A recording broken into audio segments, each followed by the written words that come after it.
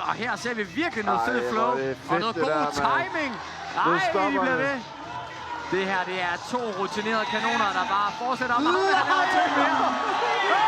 Jeg synes næsten ikke, man kan snakke om publikumsfavoritter, uden at nævne Jeppe Tvedebrink, som jo er blevet skiftet ind her, i stedet for Johan Juhl. Du har leveret ret godt i dag.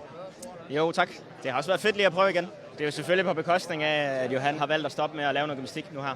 Så jo lidt en ærgerlig beslutning for os som hold, men det har jo så også lige givet mig muligheden for lige at snøre støvlerne igen og prøve at være lidt med.